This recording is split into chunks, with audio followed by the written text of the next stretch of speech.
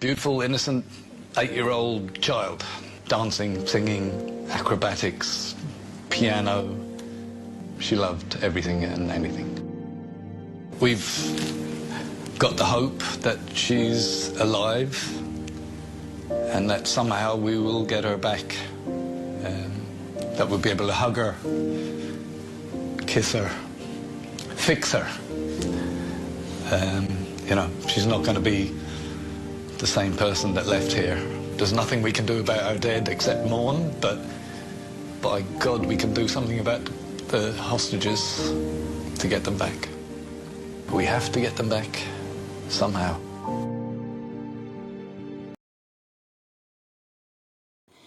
Emily Hand was 8 years old when she was abducted by terrorists. She saw and experienced things no child should ever have to go through. She was presumed dead, then came back to life. She was a hostage of Hamas for 8 weeks. She went through hell and came out on the other side.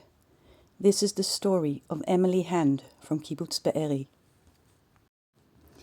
Emily's father, Thomas Hand, is Irish and came to Israel as a kibbutz volunteer. It's a familiar story, like mine and like Lian Sharabi's. And just like Lian, Thomas ended up on Kibbutz Be'eri. There he met a woman called Narkis, whom he married and had 2 children with, Aiden and Natalie. When the children got older, Thomas and Narkis divorced, but they both still lived in Kibbutz Be'eri and stayed actively involved in their children's lives.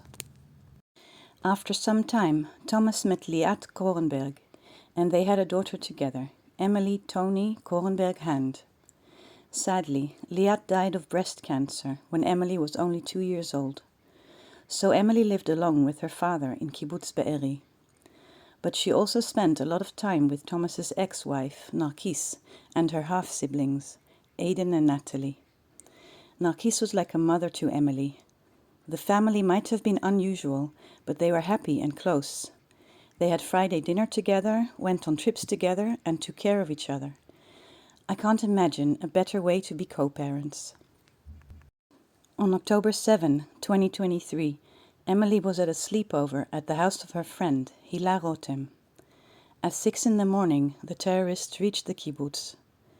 In the documentary Burning in the Hearts of Be'eri, Thomas Hand describes locking himself into the safe room in his house, hearing the terrorists outside, and exchanging text messages with his ex-wife. I rang Narkis and I told her, "Get in your safe room, lock the door. If you hear terrorists in your house, hold the handle locked. Because again, I don't know if it was properly safe. Wedge your shoulder against the door frame and hold on as long as you can." He describes the terror and the helplessness he felt, knowing he couldn't protect his daughter. If he had gone outside, he would have been murdered, which wouldn't help Emily. When finally, at the end of the day, the IDF regained control over the area, Kibbutz Be'eri was a smoking, blood-stained ruin. Thomas had survived, but Emily was gone. So were her friend Hila and Hila's mother, Ra'aya. And Narkis Hand had been murdered in her house. The happy, blended family had been torn apart, half of it gone. The pain this kibbutz went through is indescribable. More than 120 people were brutally murdered, and another 29 were taken hostage. Thomas was told that Emily was dead, that her body had been found. His first reaction was relief. He thought that being abducted to Gaza would have been a fate worse than death. He said in the Daily Mail, "They'd have no food, they'd have no water. She'd be in a dark room filled with Christ knows how many people, and be terrified every minute, hour, day, and possibly years to come." But the initial report was wrong. Emily's remains were not found, and later she was seen in security footage, being loaded into the bed of a terrorist truck with Hila and Raya Rotem, and driven away. Thomas's worst fear had come true. Emily was one of the hostages. But at the same time, he had been given hope again. Emily might come back home. Time passed. Thomas and his adult children campaigned for the release of the hostages. They flew to London and New York and Dublin, and they spoke to politicians and to the media. Emily turned 9 years old while in captivity. Her birthday will be in the tunnels of Hamas, Thomas said in a press conference. There will be no cake, no party, no friends. Sadder than that, she won't even know it's her birthday. She won't have any idea what day it is, whether it's day or night. Natalie Hand was in Australia when the Hamas attack happened, and she got a video call from Emily. Natalie said, "She told me she didn't want to die. Her friend's house is getting burned, and she was asking me why I didn't take her to Australia.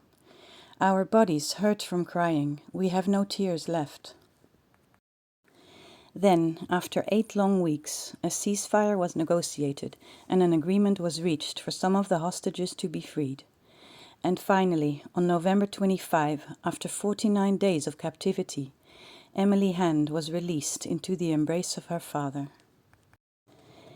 I will never forget sitting in front of the TV every evening of the ceasefire, desperately tired but refusing to go to bed until I knew who was coming home that day, and until I had seen them escorted into Israel by the Red Cross and reunited with their family. The tears I cried every evening, happy tears, but also sad tears for those who didn't come home and those who would never come back again. Seeing Emily run to her father and seeing Thomas's smile was everything. It healed something in me. Emily was released together with her friend Hila Rotem. The girls had clung together in the long weeks of captivity under the care of Hila's mother, Ra'aya. Ra'aya was not released that day, but fortunately a few days later she was. Emily had gone through incredible trauma and came back from it, but her pain was not over. First, she had to be told that Narkis Hand, her stepmother, was dead. For the second time, Emily had lost a mother, as well as Natalie and Aidan. Narkis Hand was 54 years old when she was killed. She was described as a kind and generous person and a wonderful mother. She loved dancing and traveling and was the center of her blended family. She leaves a gaping hole in her community. Since Emily returned, she has told her family bits and pieces about her experience in the tunnels of Gaza, a place she calls the box. There was no sense of time in the darkness.